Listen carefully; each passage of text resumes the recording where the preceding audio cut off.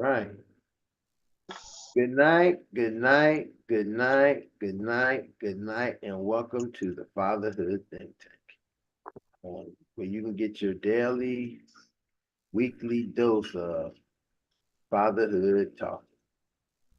Where we talk and we think about things that affect us as a community, affect us as men, as fathers, and ultimately affecting our families.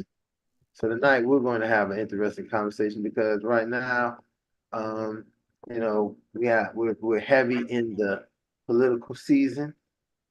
And last week we had a guest come on and who challenged us to have this conversation tonight. So hopefully they will be showing up and they'll be here and we can get busy with that conversation tonight.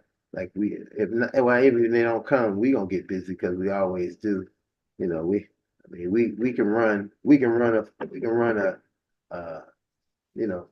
5-on-5 basketball game, or we can do 11-on-11 football game or a soccer game.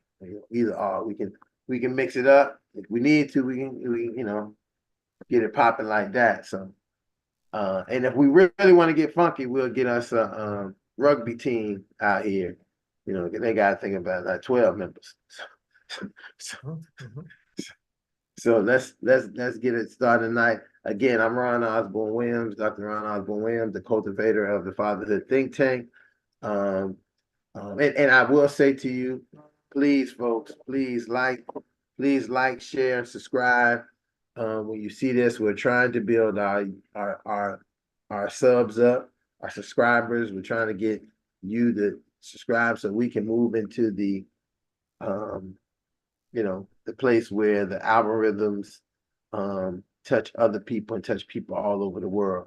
So we want to ask you to like, share, subscribe. Everybody on here, tell somebody to like it, ask somebody to subscribe. The more people we get up and going, the better we can go. So tonight, I want to let the fathers introduce themselves, and then we'll come back and be ready for the show. All right, I'll go ahead. Good night, fathers. My name is Rohan Rollock, father of two young ladies, 16 and 18. Again, it's a pleasure being on this program to share information and to advocate for all our children and teenagers. Elder Thomas Alberry, married, have a married son and a married daughter, and I am a grandfather of 7, 2 young men and 5 young ladies. Welcome all. Good evening, everybody. J. Rob Menard, voted Father of the Year 2023-2024. See what? Yo, but I'm just tripping. And speaking into existence was a person. That's what's up. But yeah, got father of 2 young adults, 20 and 28. Awesome.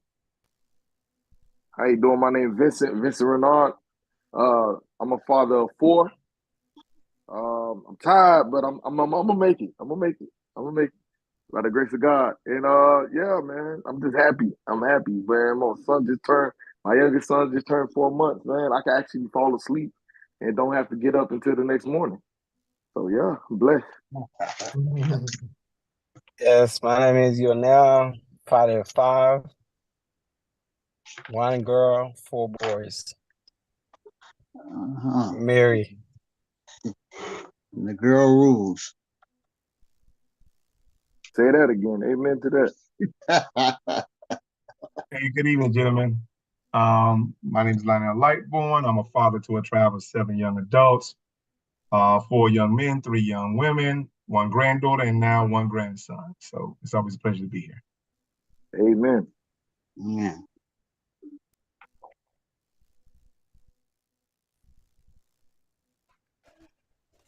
I guess I'll go. Yeah, my name is Clyde Savior Washington, part of the GoPro Radio family. I'm a father of 7. I have 4 boys, 3 girls, and I have 2 grands. Glad to be here and super excited to be here to have this conversation around politics because that's what our show focuses on, called the Colored Only Cafe, every Wednesday from 9 to 11. So I'm glad to be part of this particular conversation.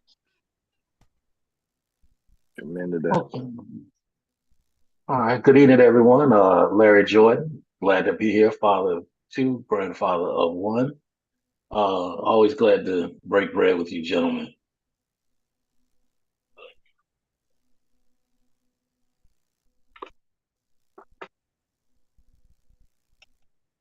I guess you say the best for last. I'm Justin Gibbs. I'm a father of, I call it 4.5. I have a 12-year-old son, all the way down to a 10-month-old son. And as usual, I'm here to greatly enjoy my time with you gentlemen to advocate the best as I can.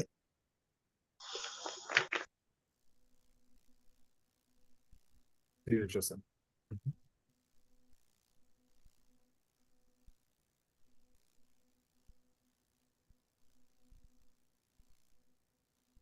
Ron, you're on mute. Ron, you're on mute.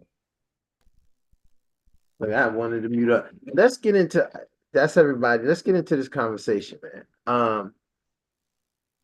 So we know very clearly that this is the political year. We also know that the way it's looking at this point, candidates for the major party candidates, we pretty much know is old and older, right? I won't even talk about their politics or anything else. I'll just talk about where they stand in the lexicon of how they're connected to what's really going on in the world today at the root level, right? And then we have a whole bunch of independent candidates who are out there that many of us don't even know about. We know about some of them and what have you. We know that very clearly that the 2 major parties, in many instances, as we know they would like to recruit more voters. My question always becomes is anybody really coaching Black men and Black fathers for their votes? We know for sure that the 2 parties are standards are the white men who run these parties and what they allow to come into the parties, right? Who they allow and the diversity to get what they need. America is not a very different country than it was when these parties was founded. They have recruited people and from all over. Where do we stand? We know, and we hear most of the time when we look, if you listen to politics, you watch politics, you know, the real battle a lot of times is for our women to, because it's almost like this idea of reverse of how the men in other races operate and how we operate, right? So their men dictate how their women will vote. Most people will say, "Oh, I don't believe that." Well, let me tell you how I know factually that is one of the case. When you look at when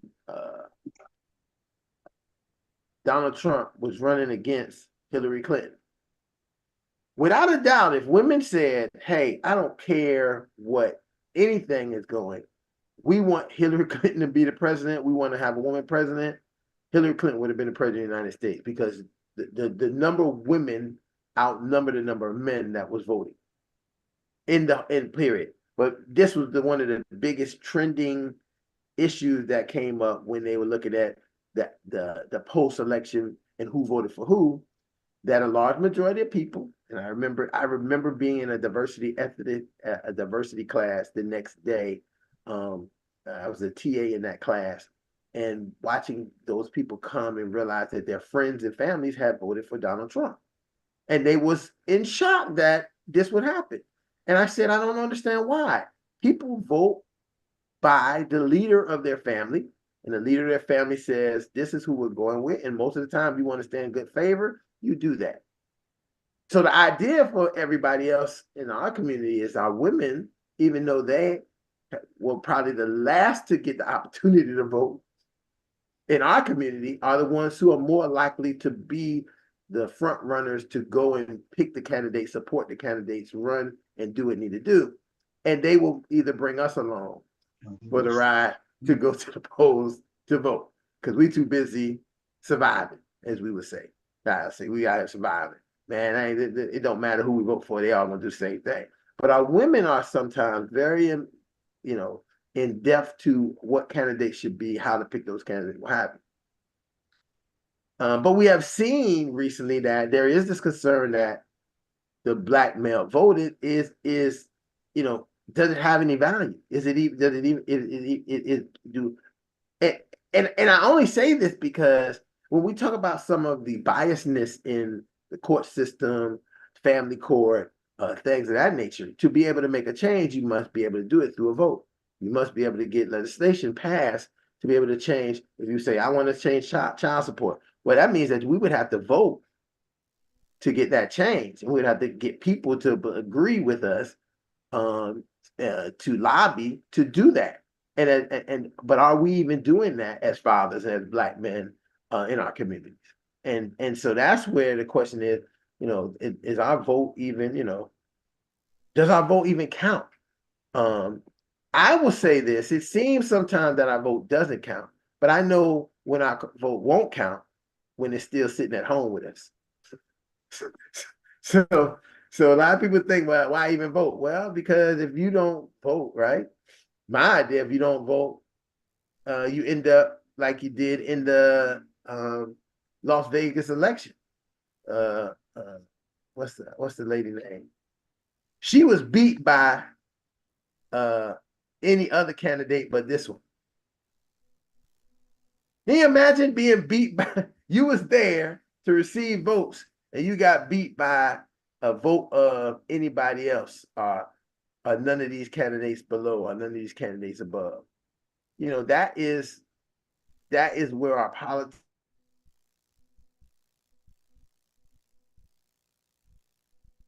You froze, Ron.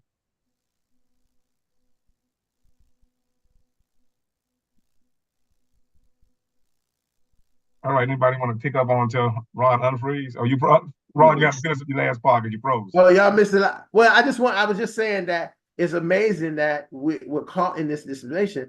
I just can't wait to hear what you guys are going to say about this, because I think that this will be a very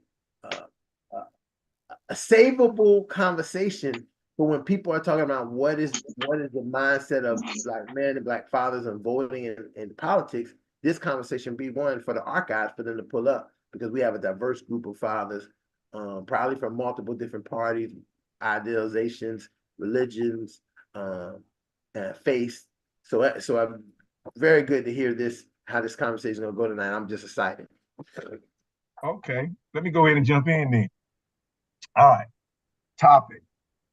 Would you say the topic is do my vote count, or does my vote count? Yeah. Well, here we go. Let's just deal with the topic in general. That's not that's not a man's narrative. I'm gonna tell you that right now. That's not even a male narrative, what you just said. Does my vote count? No, a man would ask the question, a question would be, or a man approach would be to that particular topic, can I count on my vote? You understand? We don't beg, we do business. You feel what I'm saying? And that's the problem. Just that narrative alone, you understand, put us in a begging posture. Does my vote count? I'm like, first of all, you're a public official and you work for me. I don't have to, what? I'm like, my vote hires you, partner. You understand? So when you understand, and first of all, you can't even own your vote if you don't own your narrative. And so let's just start with that. Does my vote count? Now, can I count on my vote? You understand? And so if you're not accountable, you understand, with me giving you or invested in you, because if I'm not in a relationship with a particular party, you understand, then my disdain, disgust, right, should be against the party that I'm invested in. You understand? And not giving me no return on my investment. They have better ethics on the street. This is what get dudes killed on the street every day. You understand? But we allow them to politically prostitute.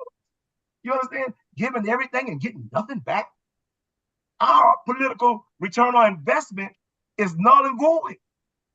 Because and this is where the real disdain disagreements are coming from Black males. And let me put a disclaimer in here. Because when everybody wants to hear Black men talk, but you don't know what it sounds like for iron to really sharpen iron. Because it's a very, very harsh, intimidating sound. That's number one.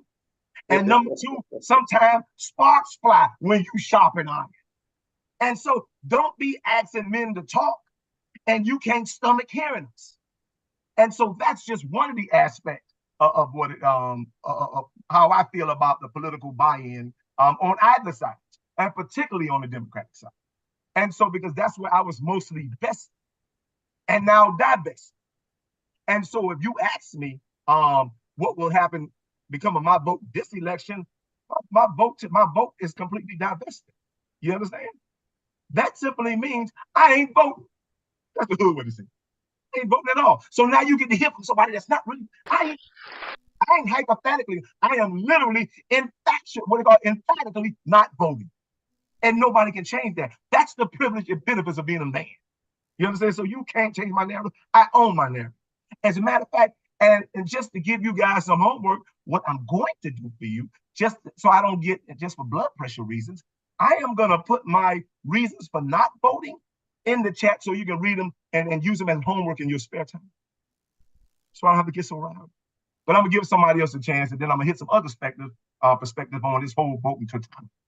Okay, all right. Okay, so here we are. We're talking about voting. One of the most important things that supposedly should make our lives better, or to have a party that advocates for our values. I hear you loud and clear about not voting. I've heard many other fathers who are on child support, fathers who don't believe their vote count. And you have a very valid point. There are many people today that don't see the value in voting. But also, what is the value when you don't vote? So we have to look at the sword on both sides. You know, there are so many things that can happen. There are so many things happening right now. The way I see it is this: vote for your values. And I have to agree, if that is your choice and your values are not being expressed with the party, I would agree with someone who says that they don't see where it's making a difference. However, keep in mind that if you don't vote, you have no count. You are a spectator. And there are consequences to each of us in this room actions. And we only can hope that in the Bible, it says, pray for the leaders. And I'm going to say, let's pray for the leaders, because it looks like we have a tall hill to climb, or mountain. And we may need more than prayers at this point. That's what I have to say.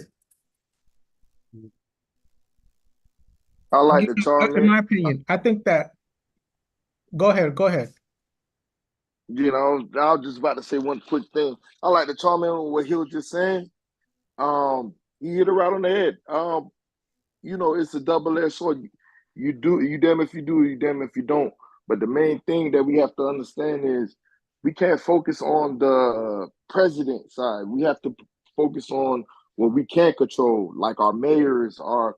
Because I believe it or not, I used to actually be a canvasser. I used to go out there and I used to walk the walk and ask to vote for at the Obama elections. So I was there in the front and center because they always was bringing out the narrative that this is the first black president, and we were so blinded by that. A lot of us was blinded by that as having a black president because we were so racially focused on that. We wasn't focused on, damn, what can Obama do for us? How can Obama change our lives in a way where he's not focused on the LGBTQ? He's not focused on the and it was crazy. We started worrying about that after the fact when he was in seed and in his second seed, what can he bring to the table for black people in general? But we realized you can't generalize the president's seed for one race. But in realization, they realize the only person that they do that for is white people. But to chime back on what y'all point is, the only way our vote will be heard is to focus on, I believe, the front and narrative of voting for your local presidency, like mayors and our Congress and stuff like that for Florida, because it would for your presidents, it's gonna be pointless because they already got their own agendas that you can't change. You know, Right on. I agree with that. That's along the lines of what I was going to say, because I was thinking, when Rohan said something, I was thinking, you vote for president, right? And you look at what they're doing, and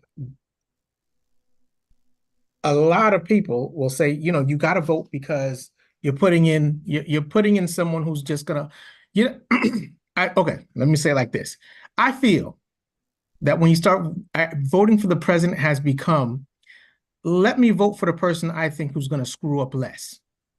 And that's what it is. Because they're not going to have your best interest at heart. Because there's a lot of things that are going on, regardless on who was inside that office, that has happened that you don't agree with. Yet you sit there and you say, well, this is supposed to be the candidate that's for me. Yet I see no benefits from that person being in office. And so, like Vincent was saying, I think what you have to do is you have to shift your voting. And I think I said that a little earlier last week also, is that you got to start with your local municipalities and start, getting those offices and taking change within your city, and then your county, and then your state. Because that's where you have to focus on where the change is going to be, because the laws that come through the state are the ones that really affect you. The judges that you have on the bench are the ones who are putting us in jail with no remorse. So you have to start changing those before we even start thinking about the higher places, because the higher places just pass the laws of the land, but then the governor can veto it. He can say, I don't want the money from the president. I don't want to do this law. I'm going to treat my state the way I want to treat my state. So when you're looking at the grand scheme of it, and you talk about, does your vote count, or is my vote serving me? Not at that level, not yet. Not until we change it so that we have someone who's in line on this half who will, and I'm not even saying who's going to align with the president, but who's going to be able to adapt with what the president's doing in order to benefit the people locally. That's just my opinion. You know what? I think we confuse being working class men with being poor-minded men, right? And I'm saying that to say this. We've been so conditioned, and especially us who are over 50 years old, we've been so conditioned to believe, invest, and matter of fact, not only invest, but think our only value, right, is in our voting base. And this is I'm talking strictly to black men. We've been so conditioned to think our value is only in our voting base that we neglect the power of our tax base. See, black people vote for their leaders. Everybody else buys. See, that's why they get results. See, y'all, see, you guys are like, and not saying you guys, but just everything you told me is like throwing a penny in a wishing well when you used to be at the mall with your mom.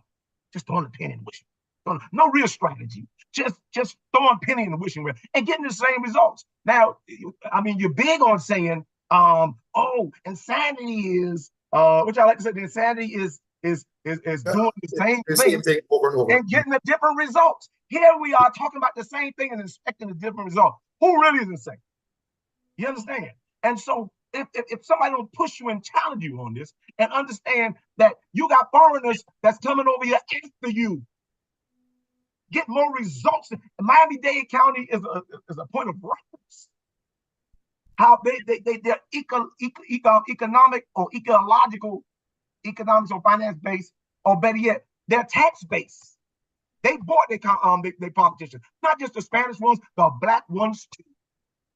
And so they got skyscrapers and places for their people to live when they get here. You can't even find a place to live, and you've been here all your life. You need to renegotiate your voting strategy and your tax-based strategy. You think you got a voting-based strategy. I mean, it's a voting-based problem. I'm telling you, you got a tax-based problem. And until you understand the real powers in your tax base and not your voting base, you are forever be poor Negroes. And that's a fact. So I don't care how you say it, but this is what it is. And until you see it differently, be all right just being in your comfortable job, hoping you're going to retire after 30 years, and hopefully they won't suck up Social Security so you can get what you worked for. Because that's your plan. But if you don't think radical, you're not going to get no radical results. And that be economical, ethical, whatever. You understand? And so we're saying what needs to be said. We're saying what we always heard. You're thinking like your daddy. I need you to think like the father that you are. And it's no disrespect to your daddy, because your daddy is not as educated as you or that you are right. And so I'm like, man, we're thinking like a bunch of old ass men, even though we're young. I don't need you regurgitating what information that you need or the education that you have. I need you to think with your authentic self and how you're going to really renegotiate this political process. And until we do that, I'm going to hear a whole bunch of things that has already been said on this. I'm waiting to hear something different. Tell me why. Give me your equity. Give me your, not just the equality, give me the equity explanation on why you vote. Because I can damn sure tell you why I'm 7 points. I'll read them all to you next time I talk. One at a time. Well, wait, Lightborn, explain what you're saying though, because you kind of left it in the air when I say the difference between the tax and also, so explain that to those out there so that they can get a better understanding what you mean by that. Which means you're putting, we've raised and gave billion dollars, right? For guess what? We invested billions of dollars. I'm talking about just black people alone. Billions of dollars in our political base. Yes. And for political unity. How much you raise for cultural unity? I'm talking about something that's specifically for you. And the only now, and here's the saddest part. This is the most saddest commentary right now. And now, because we haven't, and we have been deprived economically for political reasons, we're hoping and banking our hopes on reparations. You understand? That's what I'm talking about. And so we're like, yeah, if we can get the reparation, at least in the make up for all the times. More than 18,000 days of voting for Democrats. And you wondering why Donald Trump $1,500 got so popular. How you can put $1,500 from Donald Trump up against 18,000 days of voting for Democratic leaders with no results. And all we got was for black positions and black recognition and no black resources. Now, Yeah, am I 100% in a different agree. world or country, or am I talking about the truth? Let me know, because if you're getting something different, please tell me. Okay, all right. Yeah, let's go there. Can I go, Rohan? Because I got to jump off. I got another show to do. Yes. This is Tyline, Eusebio Washington from the GoPro Radio Network. I love this conversation. I asked Ron, I said, please let me be a part of it. I know I have to go at 8, but let me give you my 2 or 3 cents. I said, this entire system was never designed to empower black people. I think this illusion of voting and we can somehow economically free ourselves. I think what we need in this system, and I'm going to say this, I'm going to leave and we can parlay, I could probably come back and talk about it a little bit more, is we need to have a revolution. And the revolution has to first happen in our minds and our hearts. This system, once again, was never, ever designed to empower us. We're not going to win at someone else's game. No one's afraid of us. No one respects us. And we keep talking as if voting is going to somehow empower us. And, to me, it's almost laughable, when I hear some of the comments about like how we can somehow rise up and rise out of the predicament that we find ourselves in. We didn't put ourselves in this predicament. This is not our shame, but it's definitely our duty to free ourselves. And the only way we're going to free ourselves is revolution, not voting. Okay, all right. So here we go. We're getting deep here. Let's talk about culture. Well, okay, what do we do as men? We are fathers. Many of us are maybe employed. Some of us may have a business. How do we make that turn? You use the word revolution. Obviously, some folks have to make sacrifice to make that revolution. Yes? Absolutely. Right. So we have a system in place where most of African American males are incarcerated. Many have underlying issues, mental illness, and so forth. How are we going to do this? I would ask all of us here to empower ourselves by getting more education, start owning businesses, start trying and change the dynamic that exists. Like Byrne brought up about finding a place to live. Fathers are unable to pay child support.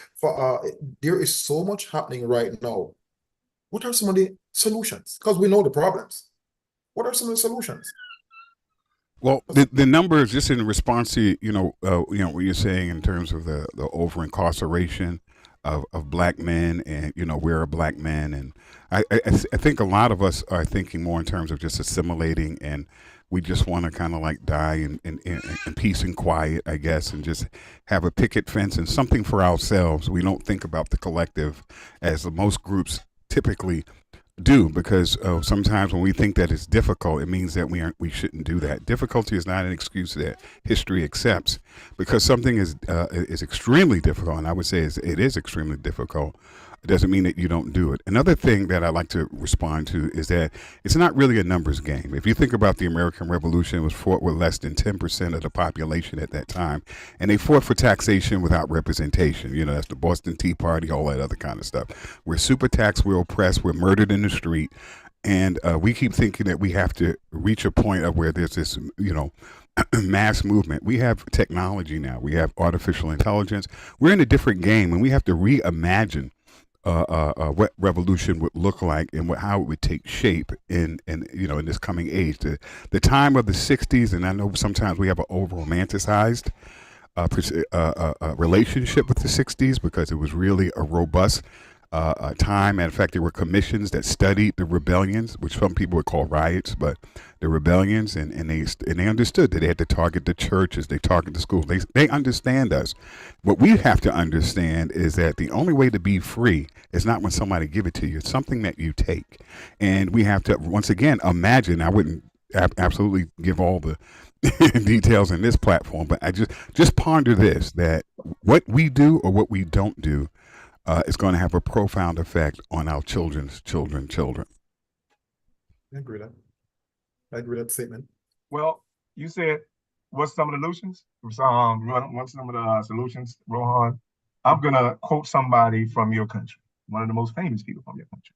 And again, that's Bob Marley himself. Go watch the movie, Shameless Plug. Go watch the movie this weekend. It's coming out.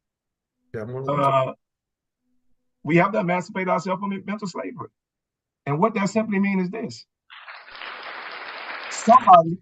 Somebody said this, and this is what I can never figure this out. I don't even know how this became popular, but it's being said. When it comes to civil rights, and particularly the Voting Rights Act, somebody said that Black people died for our right to vote. And I can tell you right now, that's a goddamn lie.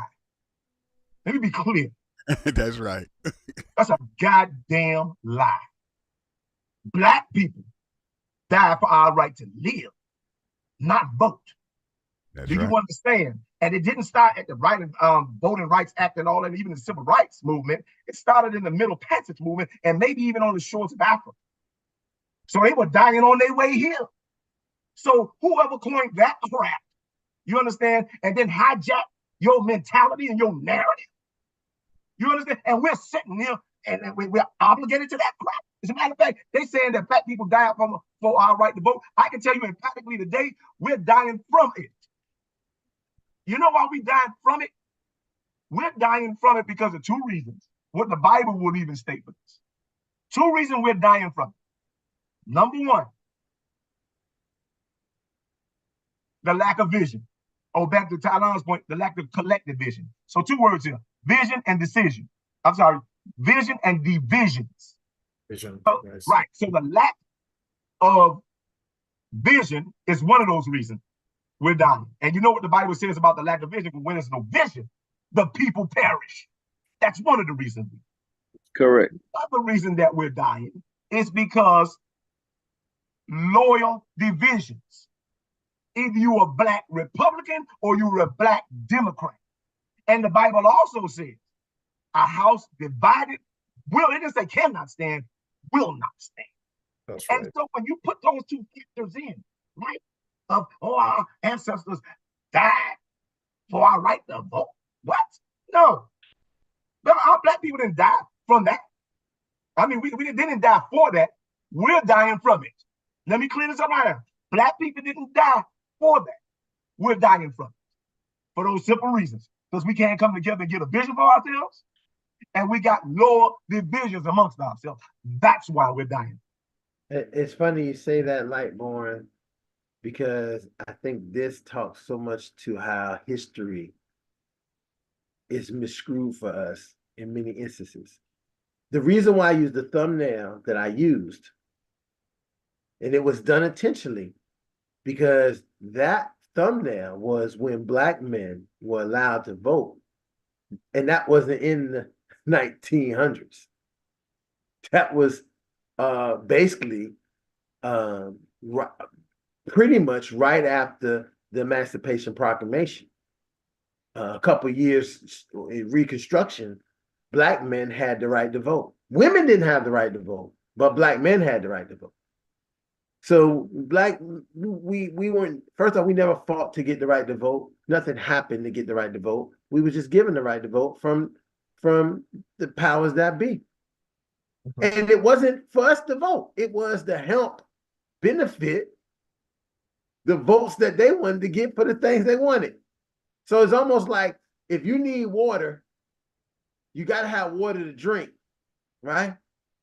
And so we say, but you got to come to our side of the island to drink the water.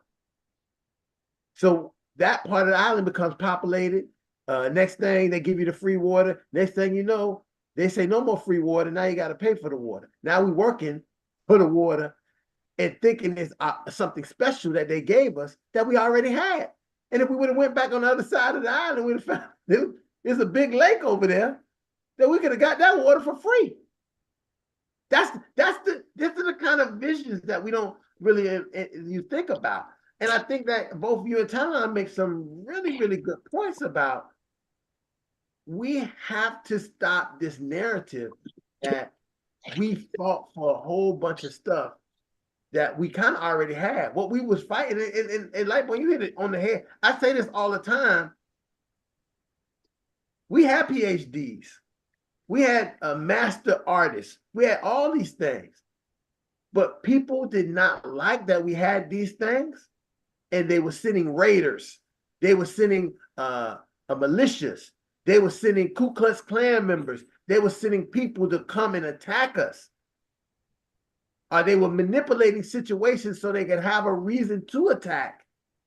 When we were just minding our business, living in a society, doing almost what Lightborn was saying, we was making things happen, even though we were segregated. And then say, oh, somebody said, I want to live on this side of town. I want to have this better school. And I sometimes question, who came up with that? Because listen, I just want you to think about this. The board versus the Brown versus the Board of Education, right? That happened, and Thurgood Marshall was a part of that. So that happened somewhere 50, 60. 54. 50, I knew we could get it for somebody who was around at that time. 54. Yeah, 54. 54, right? So imagine this.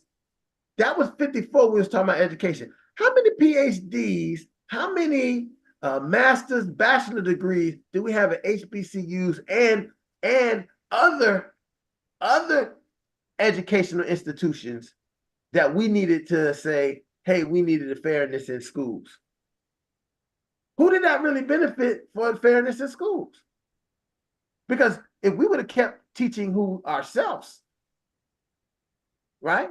How would things have changed? Because it's very clear that in in the 1910s was the golden age that we don't talk about very much, you know, that from 1900 to about 1922, we was the bomb in our little shell. We were the shiznits in our little shell.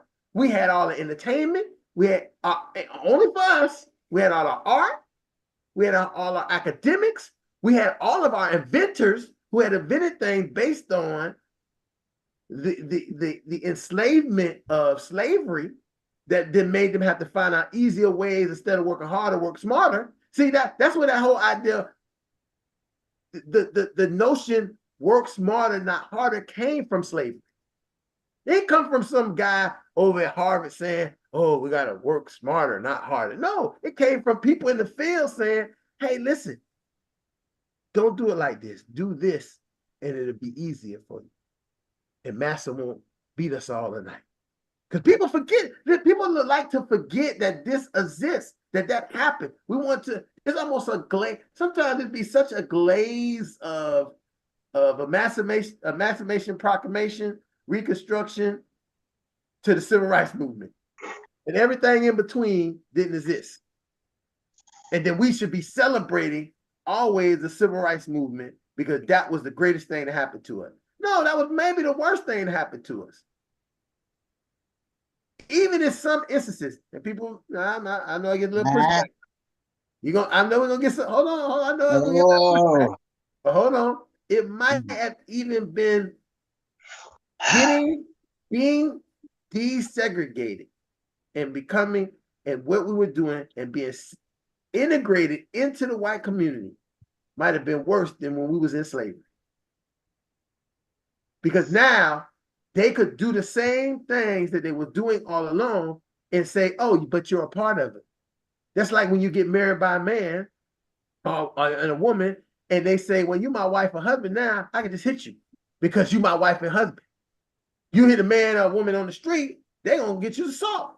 They're not going to say you can't, you can't do something to me, but you're a part now, you in our club. You can live like us. You're going to get one of these square houses, even though we're going to come and spray paint in your house, tell you niggas get out. But you can have everything we have. But really, it's not really what they wanted to get. We forget what the real economic thing that they wanted to get. That capital, that money that was circulating in Oklahoma and others. The Oklahoma was the model for Black entrepreneurship and financial stability. The state of Oklahoma. We always think about Tulsa, but we don't think about the multiple Black cities, all Black cities that brought all of their items and things to Tulsa to establish Black Wall Street. Black Wall Street wasn't just in Tulsa. It was the whole state, and anybody else who could bring business would filter those things because that's how business operates. Can't have a business in one spot. Business is universal. They have make capital is universal. So it's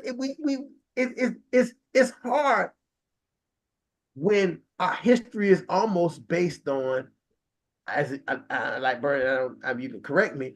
Our history is almost based on this idea. Voting is what made you historic.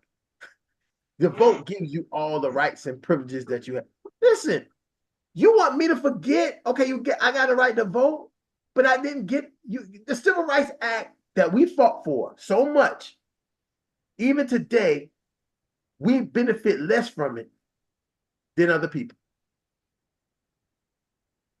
Remember what I told you about when I said that your tax base is more powerful than your voters base. I think we've been conditioned to utilize our voting base more than and value our voting base more than we do our tax base. As a result of it, we shoot ourselves in the foot. And guess what? Not only that, we made most of the sacrifice, and every other culture got the success. Because I think most cultures took the advice of this person that said, it's better to learn from the mistakes of others, right? Than to he said a smart, that's what he said. A smart man learn from his mistakes. A wise man learn from the mistakes of others. Black people are the smart men. Other cultures that took advantage of it are the wise men. So yes, we can holler all about how we needed recognition and we did all this sacrifice and we got, and everybody, if it wasn't for our sacrifice, people won't be where they at. Again, smart man, learn from his mistakes. Wise man, learn from the mistakes of others. And so we can't blame other cultures for being wise. You understand? Because we were smart. And we peak at being smart. And it makes me want to even question the totality of why, and my friend, he's not on here to defend his point, but on why he have the philosophy of 1% of something is better than 100% of nothing. That's his philosophy. And then have our most best and brightest who said, well, you know what? We need to aim, because this was actually a Black strategy. What we need to do is prepare a talented 10, correct? It's a talented 10 theory. And so he said we need to prepare a talented 10, and so they can serve or help or pull up the necessary 90. That was the plan. And you know what our success rate peaks at? 10%. Because unfortunately, that's what we plan for. And so when we peak that 10% worth of success, even with a Black president, and the thing about it is the average voter is not going to ask themselves what I'm asking myself. Like, why do we only peak at 10% success, period? It's because that's what you plan for. So you peak at what you plan for, Mr. Talented 10. And that's what we do. And so what we do is we generate enough money for the talented 10 in our culture and starve the necessary number. Okay. A quick one. The average salary of an African male, because I like to talk numbers, is maybe $38,000 to $70,000 average. We know that many homes where I live in Broward County are single family homes in the African community. We know that there are structures that are put in place, child support being one, that separates families. And one of the ways of once you separate families and give some people the power, then you can't grow, because then if you earn $38,000 a year, you can't pay rent, then you're paying child support, you are basically crippled. Now, we talk about this all the time. The libraries are empty, the clubs are full. At the end, hey, I went there. In fact, I'll go even more. You pay to go in the club, and the library is free. So how do we change the dynamic? It's simple. What is our value? It's a simple question. I teach a class. I see 99.9% women going back to school to be a nurse. Typical trade, typical skill. How many men? Where are the guys? What are they doing? They're there. They're somewhere.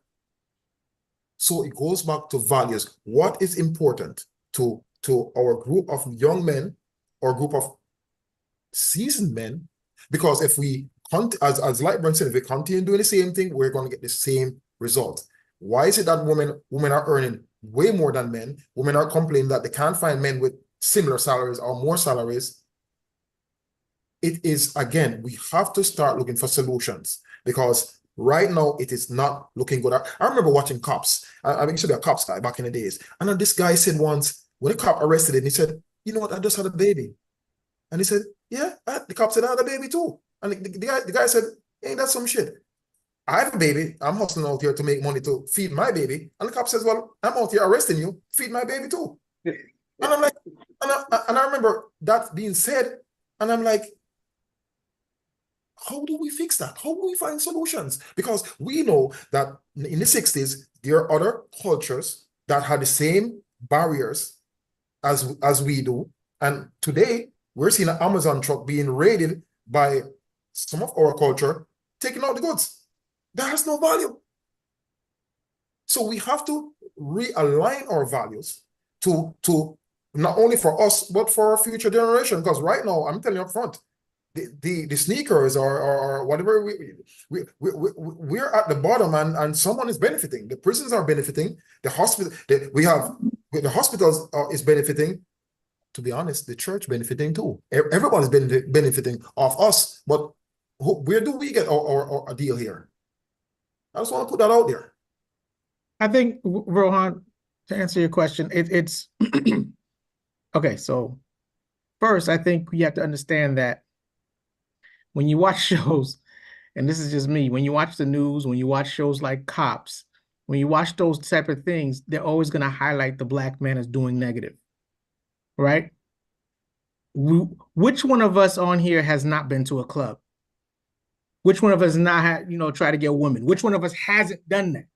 We all have done that, right? But look at where we are now.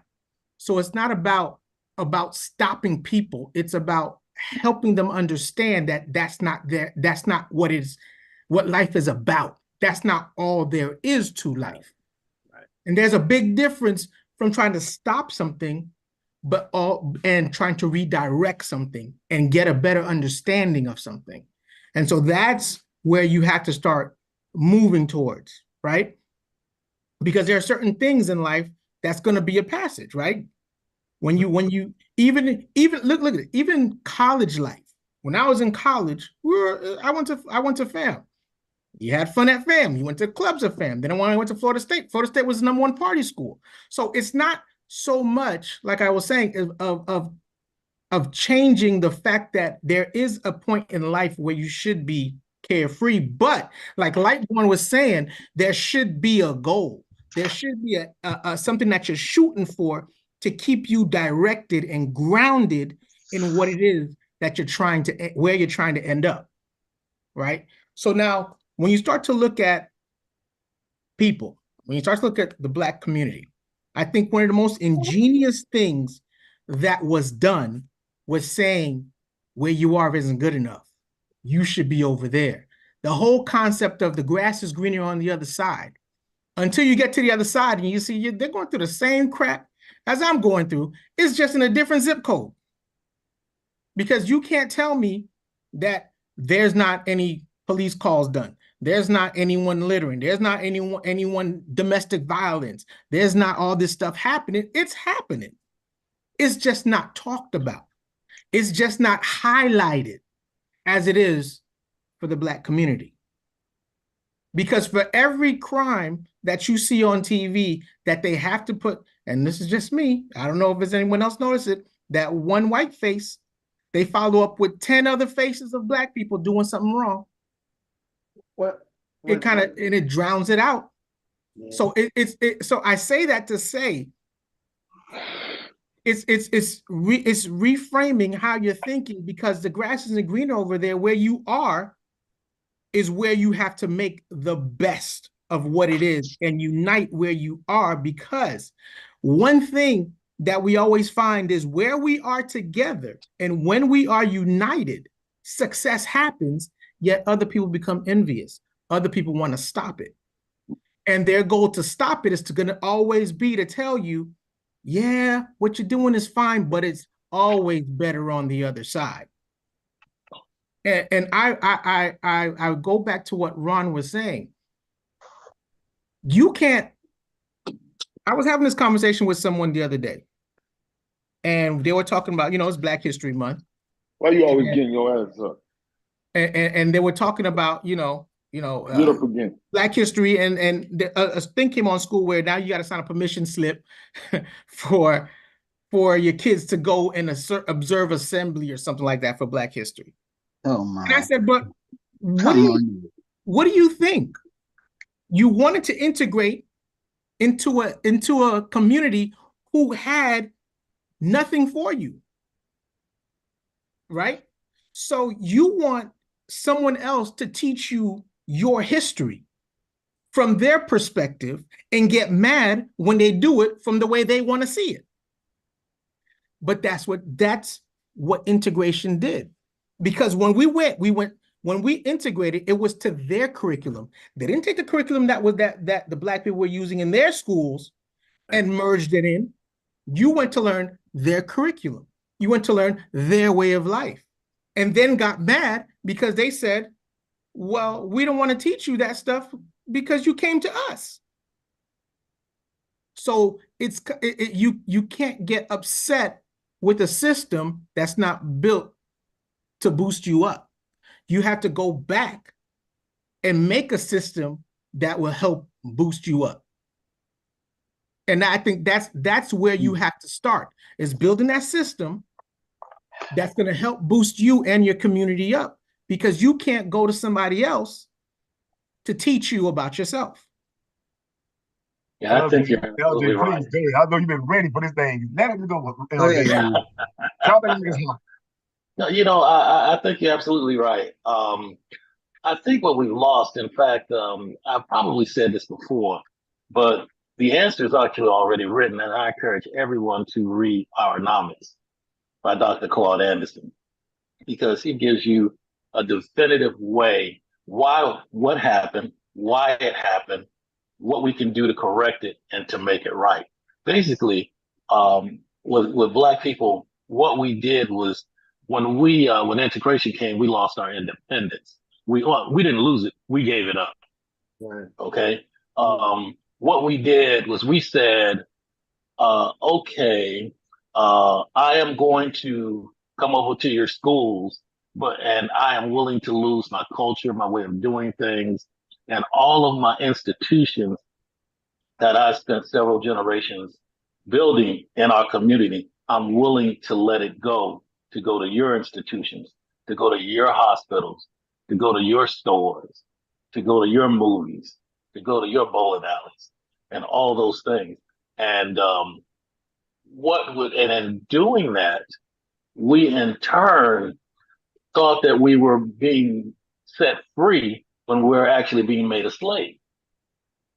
Okay, because now we are a slave to that culture, and we're a slave to that system that we really didn't even want to be part of it. We just wanted the benefits of it. Okay, if you ask most people that lived during that time, we didn't want to live next to white folks. We didn't want to go to white folks' school. We didn't want to do all that. But what we wanted was the same opportunity that white folks got, the same opportunity to advance, the same opportunity to receive income for our businesses.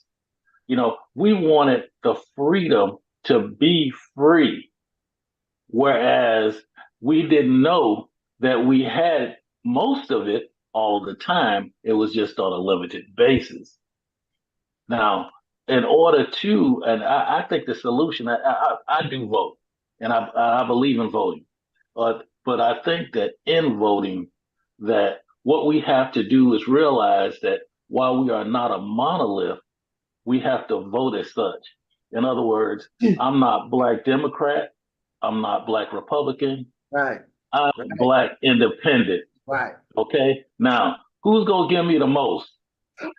Now, okay, I don't care if it's Donald Trump or Joe Biden. Okay, who's gonna give me the most? Okay, Listen. now if the Republicans go give me the most, yeah, that's who. Okay, we'll go with that. If the Democrats go give me the most, okay, we'll go with that. Okay, now if you turn around and you do like the Democrats always do us, I promise you that, but I'm giving you nothing. Okay, I'm always going to benefit other people more than I'm benefiting you. Then guess what? Next time I come around, I'm not voting for you. We're gonna switch. We're gonna switch it up to that. The other side go offer us more. You're gonna be serious this time. Okay, we'll do that. But until that's true power, because see, a lot of people don't understand about voting, and I don't care. This is like whether it's local or whether it's national. Usually, half the people are for one side, and half the people are for the other. So you got 50-50 on each side. So your votes can actually sway either way.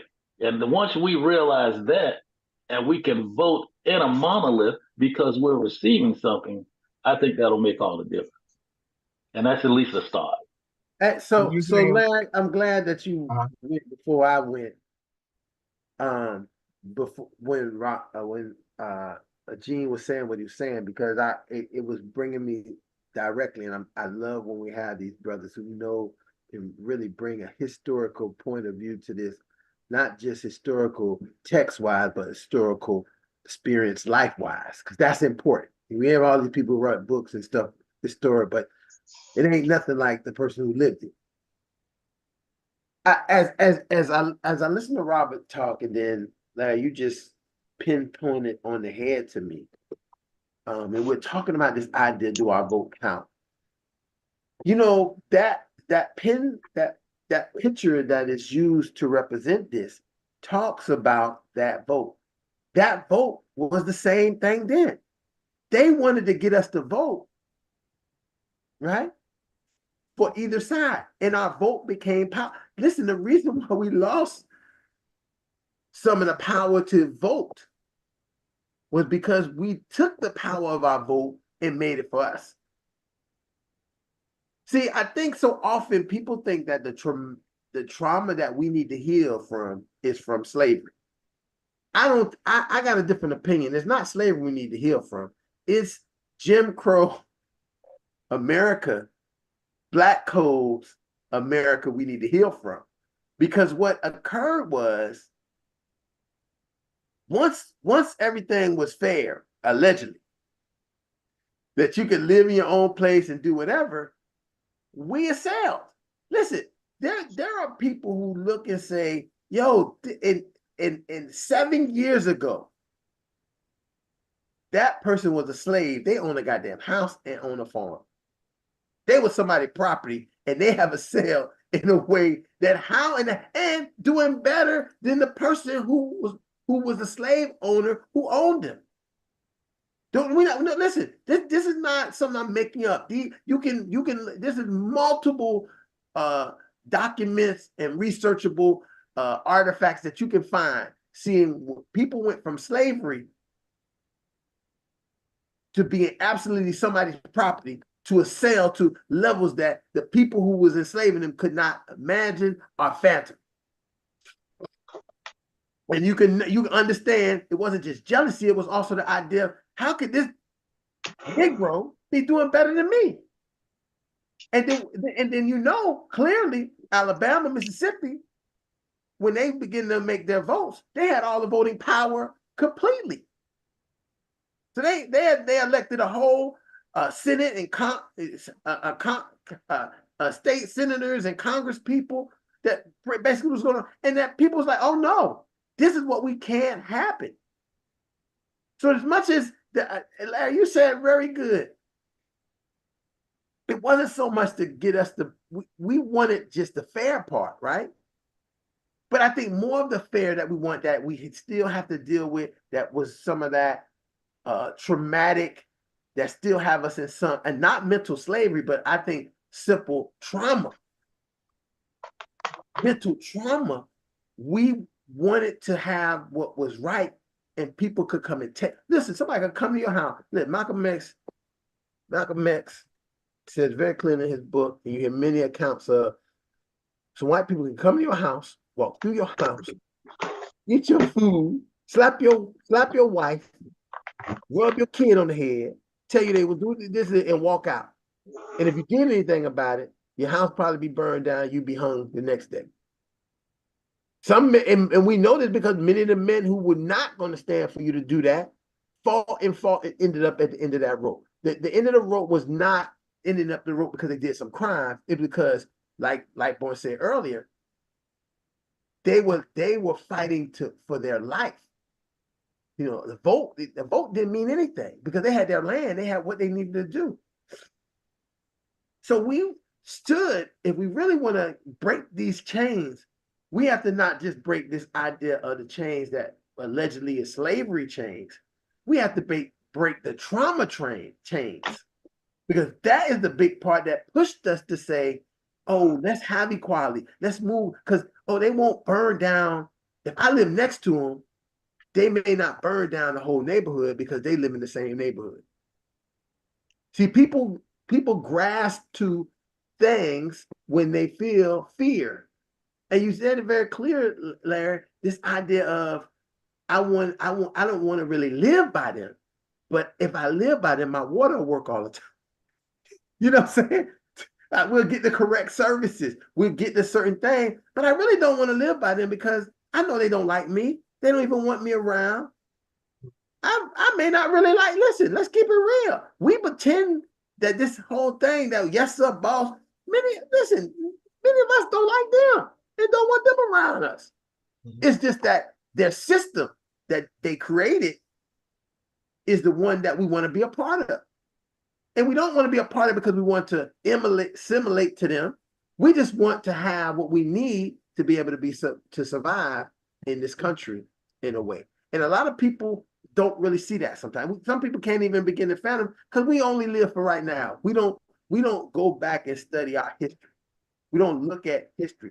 The same reason why we got the right to vote when we got the right to vote is the same reason why we got the right to vote now and how people treating us with our vote. They want us to be with them on what they trying to do. They don't care. They'll sell you. They give you some Reese's Pieces. They tell you get some of this Sprite.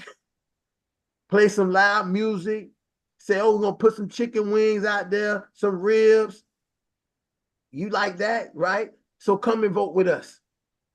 None of this stuff is in your benefit. Now, here's the part that I'm gonna say that people don't realize.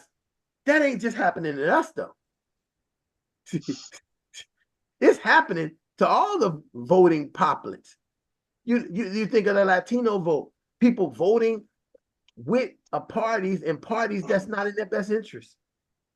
You have a party, the Republican Party, that has been taken over by people who felt like the old guard didn't do what they wanted them to do. So they put their people in and took over that party.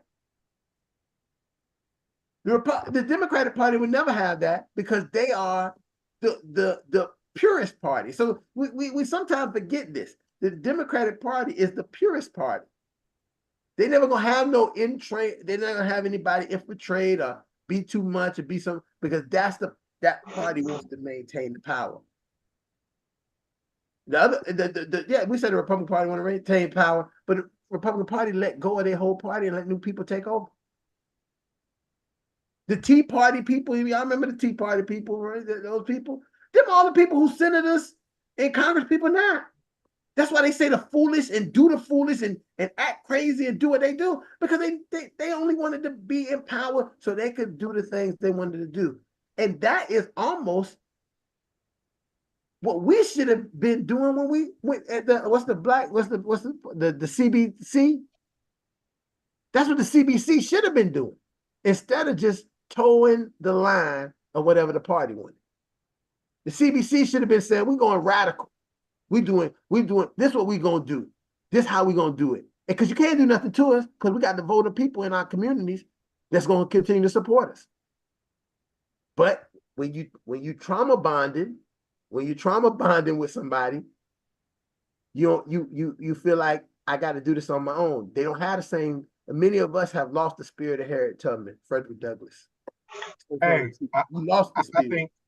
Oh, you go ahead, Elder.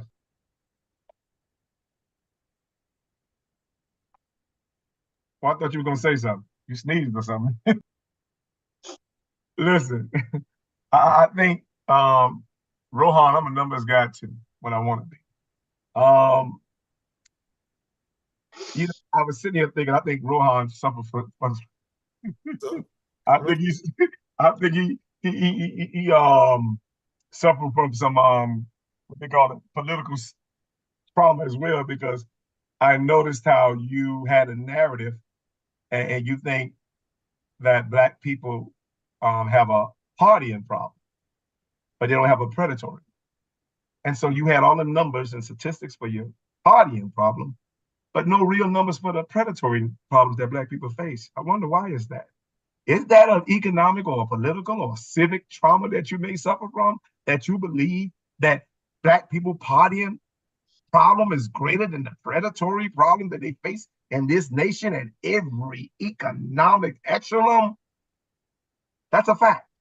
If you're gonna be a numbers guy, then you gotta know that Black people don't have a partying problem, they have a predatory problem on every aspect and financial aspect of their life. That's a fact. You're preyed upon on every interest rate you pay for. You pray, even if you have an 6.0 credit score, you still gonna be put in a different economic bracket, and that's a fact. And so I need you to know your predatory numbers way no more than you know your partying numbers. You understand? Your partying numbers, that's a stereotype. It has no worth. But that predatory number that we so quick to forgive. Like, hey, listen, Wells Fargo, Bank of America, you understand? And Chase, all of them, they was on that list. Those banks was on that list, and I'm pretty sure you bank with one of them.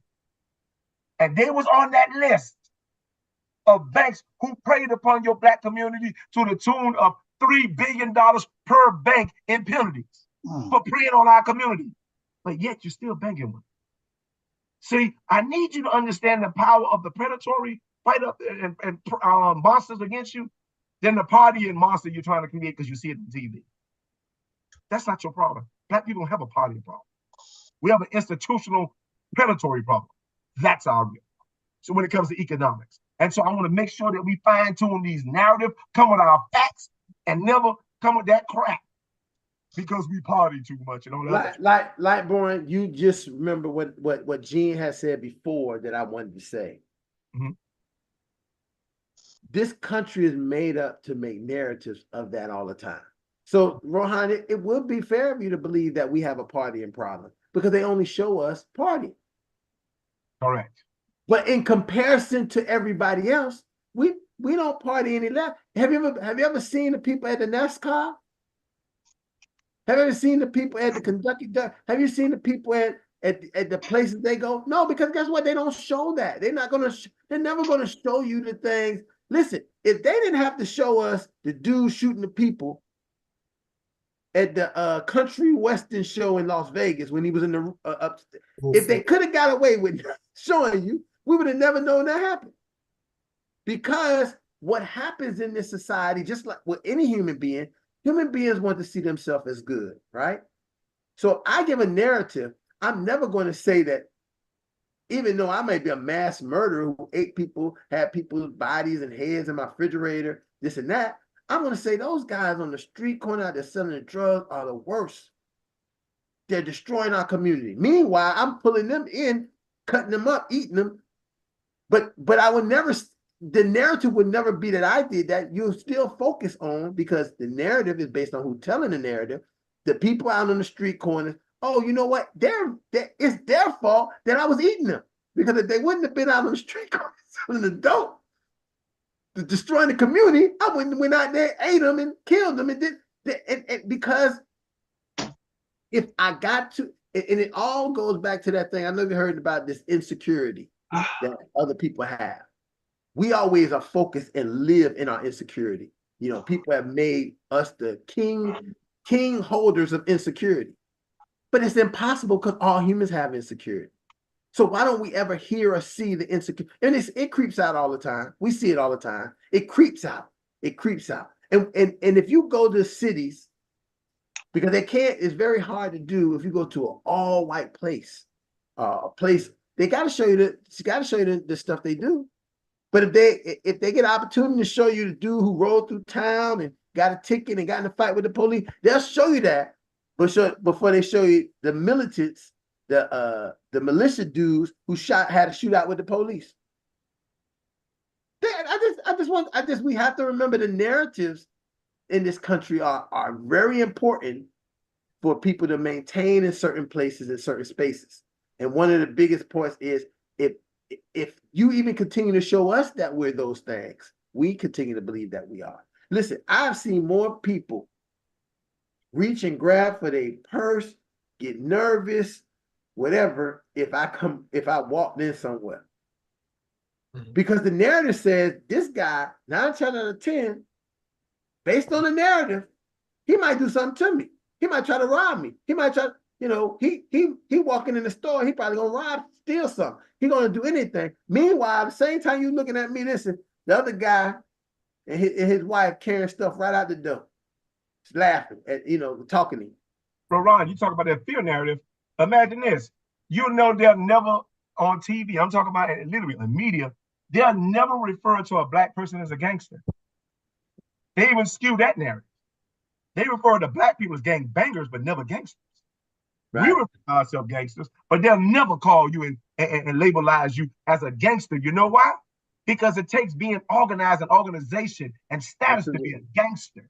Really good And point. so when they label black people black gangsters, they don't believe, they say they're gang bangers. You understand? And so it's very scientifically and intentionally skewed to put that stuff out there so it can marinate in your brain, consume you, and then just make you ignorant.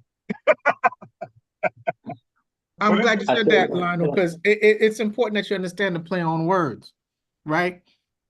Because you have a gathering of black folks who are loitering in the streets and causing chaos and disrupting the flow. Right, Then right. you have a gathering of a mass of people just having a good time because they're celebrating a victory. Same worse damage than the first group I mentioned, but the highlight in the words paint a different picture. They're setting fires to cars, right? But it's just having fun. But if that first group sets a fire to a car, they're dangerous. They're terrorists. They got to be stopped. And it's interesting because words, like you were saying, they seep into the subconscious so that every time you see one group, you're like, oh, well, the kids being kids. When you see the other group, you say, you got to watch out, man, because you never know what you'll be up to. Them thugs. Them thugs. I also think that there's a real reason, and I was listening the other day and I heard something very interesting. There's a real reason that when we talk about health disparities for Black people, that 3/4 of the medical schools, Black medical schools, have been closed since 1900. Can you imagine what those kind of people those schools would have produced? Well, During the turn of the century, we had 161 blank banks that existed. Why is it now that we have less than 10? There's a reason for all this. There's a narrative for all this. Well, Larry, and not only narrative, but what ends up happening, and the reason why we end up suffering, as Lightborn said, is because so now the medical care and everything, and I learned this when I was in undergrad, because I asked the question of came up with this. I asked this is how I became a researcher and started doing the research. I asked the psychology professor who came up with this research because this shit sounds stupid as hell. She said, well, the researchers who researched it, and if you want to see it different, you have to become a researcher and do it. That's how I end up becoming what I am now. Now, here's a God rest in peace, Dr. Mahey. One of the things you have to I think we got to really think about is, and you make a good point, Larry, that we have more Black doctors in our community who knew and they didn't do this one size fit all based on white medicine, on white bodies. We all human, but our bodies are completely different. This is why the Asian people don't even be fooling with none of that. They just stick to their natural remedies, this and that. You be like, how old you hear? The lady told me she was 78. I said, you look like, well, how you? I said, you had any sickness? No, because they stick into what they know is best for their medicine, what is best for them. Now, they might have to go to the doctor and listen to the doctor and get that opinion or what have you. But we are at a very large deficit because even when we do have our Black doctors, they have neglected our Black medical care. And what I mean by that is they are doing the standard one size fits all. And the means for that is a white male or white female. So even when we talk about our BMI, when we talk about are we obese, maybe we're not meant to have that BMI. Because when we go over to Africa, the big belly people live a long time. Their belly supposed to be big. And I mean, that's wealth. That's power. So we have to begin to, at some point, I think, I think I almost hate that to say this because then that means I'm going to be agreeing some with Tylon about some stuff I argue with him about. But we actually have to revolutionize and break away from all this. But that also going to take a lot of courage that a lot of our people are fearful of. Because we are fearful right now because we believe the narrative that everything we do is second par. When if you really understood our history, everything we did, the people who get to the places that they get to. We ain't got no mediocre nurses. We ain't got no mediocre doctors. That's right. Okay, you know why? Because they ass ain't getting to that position being mediocre. They ain't got no hookup. They ain't got their cousin who say this and that. If you don't do double the time of the work, be diligent, you're not getting to those positions. You're not going to be able to do those things. So when they are there, we know they are probably going to be the best. The only problem it may be with them is if they are stuck in doing the modern medicine or the modern let me say the token thing that the society suggests that they do based on the narrative of the country of how things operate. Oh, you got it. I'm gonna have to pull out because I gotta take my daughter to work. But you hit that on the head, and the reason I say that because I was thinking about all the history and the breakthroughs, and even modern medicine right now that was actually started by Black people. When you're talking about Charles R. Drew with the with the blood transfusions and even, and I know he's Republican, but still he's still one of our Black historians who sat on Trump's cabinet. And then we also had, I think it was the guy named Benjamin Carson. Ben Carson, and then we also had a Black guy, and he wasn't even a doctor. He was a janitor. Here, this man he was a janitor conducting surgeries, right, and actually solved the blue baby syndrome. This guy again, and I think so much. I think we hinge our hat and we hitched our wagon so much to white validation. You understand that we kind of abandon our black origination and the appreciation for who God have called us to really be. And so I think we may even omit some of the things that God is still calling us to do to create breakthroughs in this world. There you go. There you go. There you go. That's my problem. That's right on point. Right on point. That's what the real emancipation from mental slavery really means. It's a divine emancipation. And that's all we really need right now. We got to keep our eyes on God and take our eyes off of government. Because right now we're starting to worship government more than worship God. Well, I'm gonna let that be the last word. And I'm going to just clear it up with this, folks. We need emancipation from mental slavery. Then we need therapeutic services for the trauma and the trauma bonding we have. The two parts of it, and then we can go to the empowerment. We gotta you see, we trying to do empowerment before we deal with these other two things that are vicious, and it's been ingrained in us for years. That you're not talking about something, oh, it happened once, twice. When you talk about someone, when you think about someone being human trafficked, and I use this example, somebody human trafficked for years, right? When they get free, guess what they want to go do?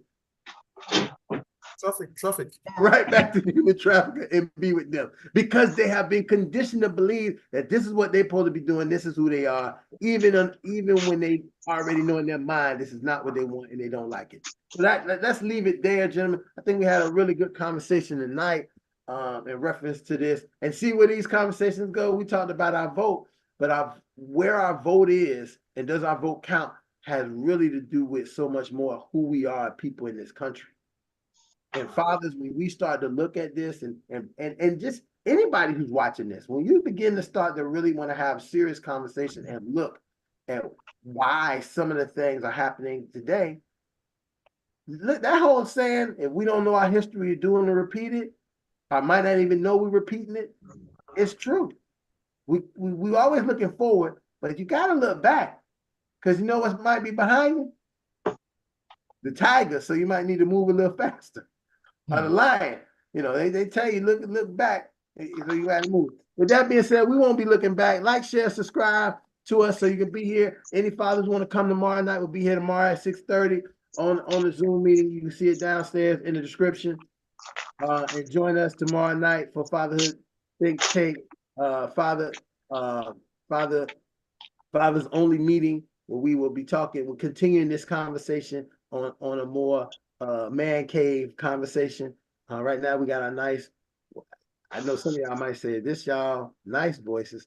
What do y'all be saying in the private meeting? But anyway, with that being said, I want to thank you, gentlemen. Repeat after me. I am. I am. I am a man of honor. I am a man of honor. I am. I am. I am. I am. I am a man of courage. I am a man of courage. I say I am. I am. I am. I am. I am a man of respect. I am a man of respect. Come on, fathers. Y'all act like y'all at the Super Bowl and Usher dancing for y'all. I say I am. I am. I say that you are. You are. I say that we are. We are. Championship. Yes, sir. Oh, Yeah. Elder trying to get you, Lawrence. Okay, everybody coming for me. Everybody coming for me. All right. Good night, gentlemen. We'll see you tomorrow night. I will see you Good next night. week. Good Good night. night, good night, good night, Have a blessed good one. night. Good one. Much love. Hey, Ron, like again, if I get there, it's gonna be a little late, but I'll get there All right. tomorrow night. Okay. All right. Take care, guys. God bless.